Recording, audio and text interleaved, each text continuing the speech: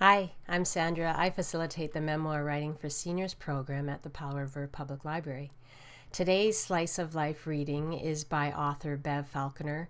She's a local writer who focuses many of her stories on the history of the townsite of Powell River, where she grew up from the age of a young child. Her interest in writing began with early thank you notes, pen pals, genealogy quests, and keeping in touch with family and friends. And then she found the Memoir Writing for Seniors program at the library and became captivated with recording her memoirs of growing up in the townsite during the Great Depression and World War II. And today's story is one of those that happened around the time of World War II and is a really personal view of the war from a childhood perspective at that time. It was published in the ebook Turning Points in 2018, and the title is A Good Cause by Bev Falconer.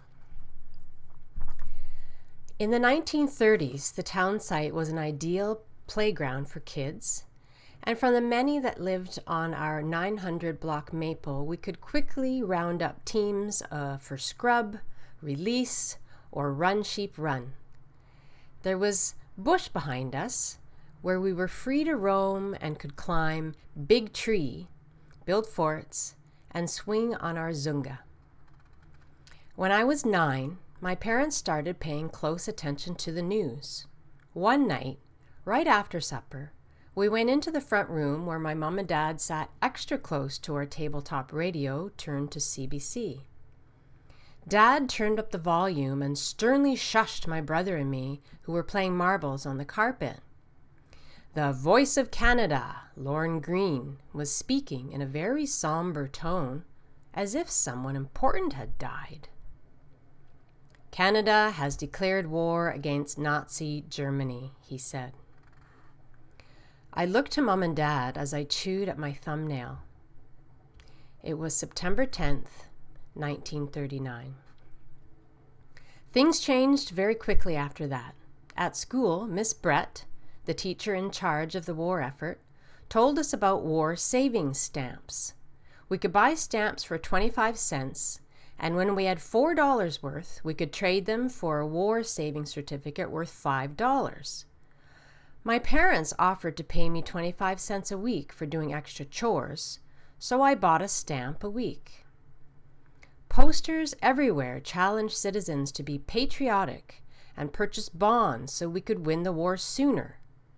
We students felt we were an important part of this drive.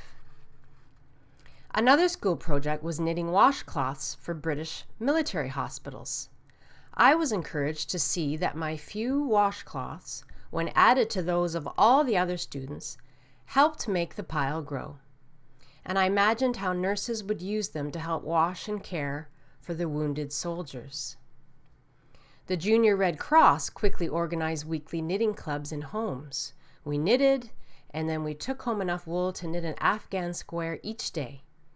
These blankets might go to one of the bombed-out families we saw on the Movietone news Saturday at the matinees. We also knitted socks and mitts and knew we were doing important work.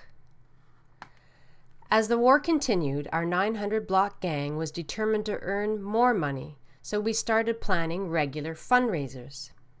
At Christmas time, we went out caroling. Another time, we organized an event of entertainment. But our most ambitious project was a basement sale that took weeks of preparation. We canvassed nearby blocks to see what people could give us. Something to raffle, items for the White Elephant sale, flowers. My friend Pat's mom said she had enough of her sugar ration left and would bake a cake for us to raffle. She even topped it with her scrumptious marshmallow icing. We discussed what to charge for the fancy hankies, doilies, special egg cups, comic books, brooches, kerchiefs, and other donations when we priced them. All our block friends sprawled on the porch and sidewalk as we cut and hand-printed many books of raffle tickets, and then made perforations with a needle at the stub line. We also printed out scads of handbills on colored scratch pads provided by the Powell River Company. For days we copied over and over and over again the details of our sale, starting with "Come one, come all," and ending with "In aid of the Junior Red Cross." Then we had a blitz to deliver all the notices door to door, selling the raffle tickets at the same time. On sale day, we collected flowers. My dad provided lots of sweet peas, roses, and pinks, and Mr. Anderson gave us an armful of asparagus ferns to go with the bouquets, which we put in bottles of water. We arranged our sale items on the ping pong table and opened the door for business. We earned a lot of money, and we were happy to think of all the Red Cross food parcels it would buy. These parcels, with canned meat, fish and butter, dried fruit, and powdered milk, were sent to British civilians and to prisoners of war. The Ton of Jam for Britain campaign was a big community project. Boys and girls were driven along the dirt road to Myrtle Point to pick blackberries. A cloud of dust followed our convoy of big open trucks as we stood in the back, hung onto the sides, and sang at the top of our lungs, "Off we go into the wild blue yonder," "Maresy Dotes," and "This is the Army, Mr. Jones," and whatever else came into our heads. By noon, the pails of berries were taken to the home economics room at Brooks School, where a team of women and high school girls would make them into jam. We all knew that sugar was severely rationed in Britain, and were glad we could provide a treat of blackberry jam for their toast. The scrap metal rally was another big event, and our principal emphasized the importance of student participation. Canada was not producing cars or home appliances during the war because all the metal was needed to build ships and planes. Even so, more metal was urgently required. A month before the big rally was to take place, we kids were asked to collect foil from cigarette packages and gun wrappers and roll it into a ball, and to save empty toothpaste tubes, old pots, and any other old metal. My brother took his wagon around the neighborhood collecting metal from people who didn't have children to give it to. On the day of the big event, the pipe band led a boisterous parade through town to the rally.